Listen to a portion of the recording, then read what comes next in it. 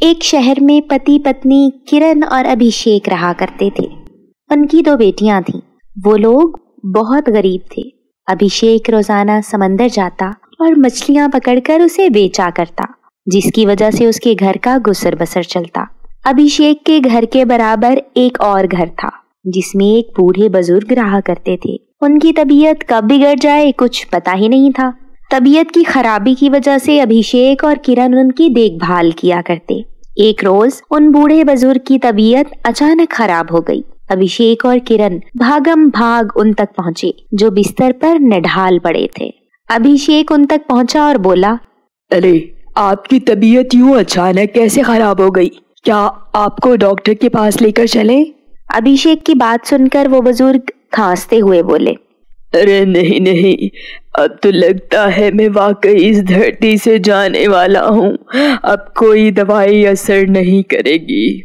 तुम दोनों ने मेरी बहुत खिदमत की है और मेरे पास तुम दोनों को देने के लिए कुछ भी नहीं। उनकी बात सुनकर किरण बोली, ऐसी कोई बात नहीं, हमने आपकी खिदमत किसी लालच में नहीं की। अभी डॉक्टर के पास जाएंगे तो बिल्कुल ठीक हो जाएंगे।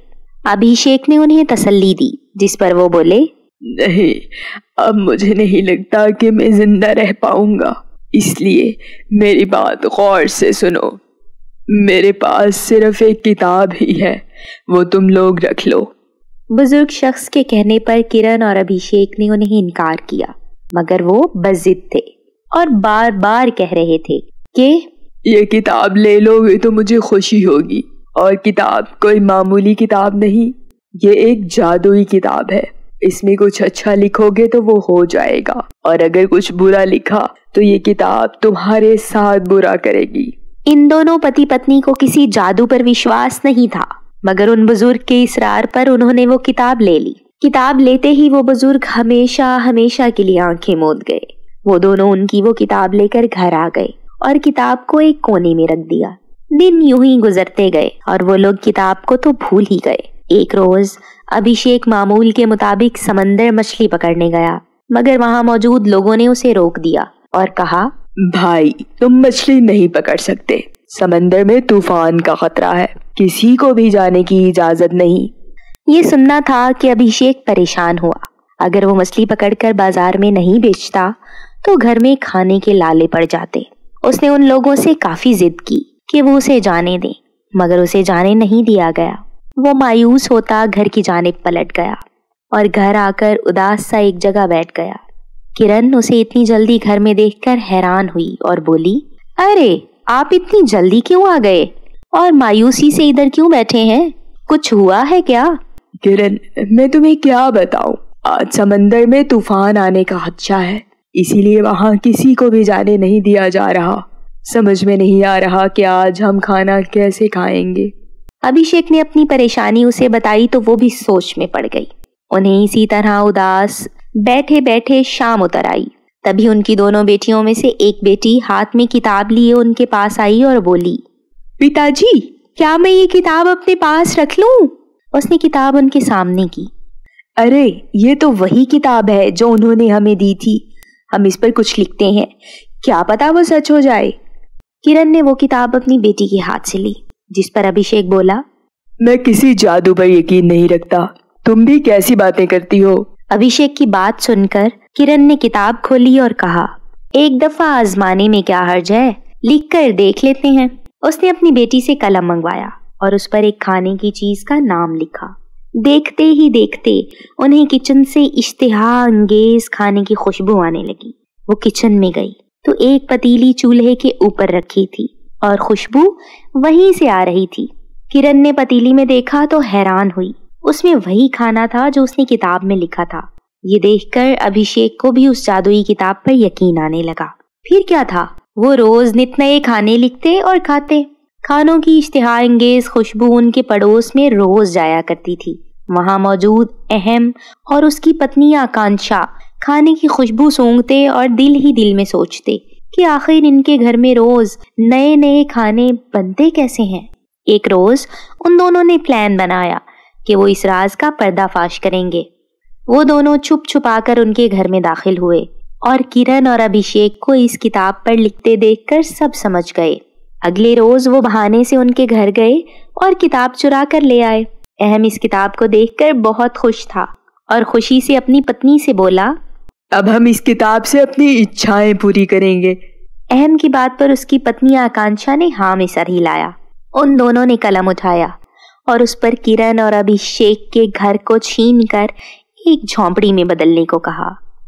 मगर इस जादुई किताब ने इन दोनों का घर ही एक झोंपड़ी में बदल दिया और साथ ही वो किताब भी उनके हाथ से गायब हो गई। ये सब देखकर उन दोनों की चीखें निकल गईं। उनकी चीखें सुनकर किरण और अभिषेक अपने घर से निकलकर बाहर आए और उन दोनों के घर को झोंपड़ी में देखकर हैरान रह गए। उनकी हैरानी को देखकर अहम ने अभिषेक को सारा वाकया सुनाया, जिस पर अभिषेक ने कहा कि वो किताब तो उसके पास है। वो अंदर गया और किताब लेकर बाहर आया। अहम ये सब देखकर अभिषेक से माफी मांगने लगा और कहा वो अब आइंदा ऐसा कुछ नहीं करेगा, उसका घर उसे लौटा दिया जाए। अभिषेक ने उसे खुले दिल से माफ कर दिया और किताब पर लिखकर उसका घर उसे लौटा दिया। किरण और अभिषेक ने शुक्र अदा किया कि उन्होंने इस किताब का कोई गलत इस्तेमाल नहीं किया, वरना उनके साथ भी ऐसा ही कुछ होता। उन्होंने वो किताब संभाल कर एक जगह रख दी। जब कोई मजबूरी या किसी की मदद करनी होती वो तभी इस किताब को निकालते। और फिर यूं हुआ कि जब उन्होंने किताब की जगह पर देखा तो वो किताब उधर से गायब थी, जिस पर किरण बोली, लगता है अब इस किताब की किसी और को जरूरत थी, तभी यहाँ से गायब हो गई। वो मुस्कुराकर वहां से हट गई क्योंकि अब उन्हें वाकई इस किताब की जरूरत नहीं थी। बहुत समय पहले की बात है। रामपुर नामी गांव में 2 भाई रहा करते थे। वो दोनों शादीशुदा थे। बड़े भाई का अपना कारोबार था, मगर छोटा भाई एक फैक्ट्री में काम किया करता था। एक दिन अचानक फैक्ट्री में काम करते हुए छोटे भाई को हार्ट अटैक हुआ। वो चल बसा। उसकी 2 छोटी बेटियां थी। अपने भाई के मरने के बाद, भाभी आपको तो पता है मेरे काम के हालात कितने खराब चल रहे हैं। गुजर बसर बड़ी मुश्किल से हो रही है। मैं आप लोगों का खर्च नहीं उठा सकता। हाँ जी हाँ, निकालो इनको घर से बाहर। इनके साथ प्यार से बात करने की कोई जरूरत नहीं है। सर पर ना चढ़ाओ। इस तरह से वो उन दोनों को घर से बाहर निकाल देते हैं। इस तरह वो लाचार माँ अपनी बेटियों के साथ रोते हुए चलते चलते एक दुकान पर पहुँच जाती है। भाई साहब, कुछ खाने को मिलेगा क्या? मुझे अपनी बेटियों के लिए खाना लेना है। कल से इन्होंने कुछ नहीं खाया। वो दुकानदार उनको खाना दे देता है। बहन, मैं आपको एक जगह काम दिलवा दूं, अगर आप करना चाहो तो। हाँ भाई साहब, क्यों नहीं। वो उनको एक जगह काम दिलवा देता है। वो एक छोटा सा किराए का मकान ले लेते हैं। माँ और बड़ी बहन दोनों काम करती थी और छोटी बहन को स्कूल में पढ़ाती थी। गीता दी, क्या आप मुझे कुछ नए कपड़े दिलवा सकती हैं? और मुझे कुछ पैसे भी चाहिए। हमारी क्लास में कल पार्टी है। सब लड़कियां बोल रही थी कि अच्छे अच्छे कपड़े पहन के आएंगी, मगर मेरे पास तो कोई अच्छा सूट ही नहीं है। अरे कोई बात नहीं है पिंकी, तू दिल छोटा ना कर, मैं तुझे नए कपड़े ला दूंगी। वो उसे नए कपड़े और जूता ला कर देती है। अगले दिन पिंकी नए कपड़े डालकर स्कूल चली जाती है। सब लड़कियां बहुत अच्छे अच्छे कपड़े पहने हुए थी। पिंकी एक मामूली सा सूट पहने हुई थी। सब पिंकी के सूट का बहुत मजाक उड़ाते हैं। पिंकी उदास होकर घर वापस आती है। अरे रे, क्या हुआ पिंकी, इतनी उदास क्यों लग रही हो? ये सब लड़कियों ने बहुत प्यारे प्यारे कपड़े पहन रखे थे। मेरा सूट उनके सामने बहुत मामूली सा था। सबने मेरे कपड़ों का बहुत मजाक उड़ा दिया। दी, पिताजी हमें छोड़कर क्यों चले गए? अगर वो होते तो आपको और माँ को काम करने की जरूरत ना पड़ती और हम भी अपनी हर ख्वाहिश पूरी करते। इतने में उनकी माँ आ जाती है। क्या हुआ गीता? पिंकी, तू इतनी उदास क्यों है? अरे कुछ नहीं माँ, चलिए आप आराम कर ले, मैं भी थोड़ी देर तक सो जाती हूँ।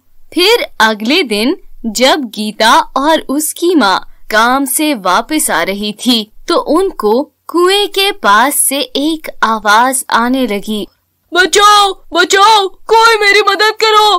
गीता और उसकी माँ वो आवाज सुनकर चौंक जाती है, मगर फिर माँ हिम्मत करके पूछती है, अरे कौन हो तुम और इस कुएं में क्या कर रही हो? कुएं से एक परी की आवाज आई, मैं एक परी हूँ, मगर एक बुरी चुड़ैल ने मुझे यहाँ पर कैद कर दिया था क्योंकि मैंने उसकी बात मानने से इनकार कर दिया था। तो आप लोग मुझे यहाँ से आजाद करा दो। अच्छा, आप हमें बताओ हम क्या कर सकते हैं तुम्हारे लिए? तुम सिर्फ एक पत्थर इस कुएं के अंदर डाल दो, फिर मैं इस कुएं से बाहर आ सकती हूँ। गीता उस कुएं में पत्थर डाल देती है। उसके बाद देखते ही देखते परी बाहर आ जाती है। आप लोगों का बहुत बहुत शुक्रिया, आपने मुझे यहाँ से आजाद कराया। मांगो, क्या मांग सकती हो इनाम में? गीता रो पड़ती है। फिर वो अपने साथ हुआ सारा जुल्म सब कुछ परी को बता देती है। अरे तुम अब परेशान होना बंद कर दो, मैं तुम्हें ये कुआं देके जा रही हूँ। ये तुम लोगों की हर जरूरत को पूरा कर देगा। तुम इससे जो चाहो मांग सकती हो, ये कुआं तुम्हें दे देगा। इतना कहने के बाद वो परी वहाँ से चली जाती है। गीता और उसकी माँ बहुत खुश होती है। वो खुशी खुशी अपने घर जाती है। गीता ये सारा कुछ पिंकी को बताती है। पिंकी भी बहुत खुश होती है। फिर पिंकी उससे अच्छे अच्छे कपड़े मांगती है तो वो कुआं उसे अच्छे अच्छे कपड़े दे देता है। अब वो उस कुएं से बहुत सारा सामान मांगती है और वो उसको बाजार में जाकर बेच देती है। दिन रात गुजरते गए और अब वो बहुत अमीर हो गई थी। अब वो गरीब लोगों को मुफ्त में अनाज तकसीम किया करती थी। एक दिन जब वो अनाज तकसीम कर रही होती है तो उस लाइन में उसका चाचा भी होता है जो उनको घर से बाहर निकाल देता है। फिर वो उनसे गिड़गिड़ा कर माफी मांगता है और इस तरह से एक बेसहारा माँ अपने बच्चों को अच्छा जीवन दे पाती है। तो दोस्तों, कैसी लगी आपको हमारी ये कहानी? हमें कमेंट करके लाजमी बताइएगा। और अगर आपने अभी तक हमारे इस चैनल को सब्सक्राइब नहीं किया तो अभी कर लीजिए। अगर आपको ये कहानी पसंद आई तो लाइक, शेयर और सब्सक्राइब करना मत भूलिएगा ताकि आप इस तरह की और कहानियाँ देख पाएं।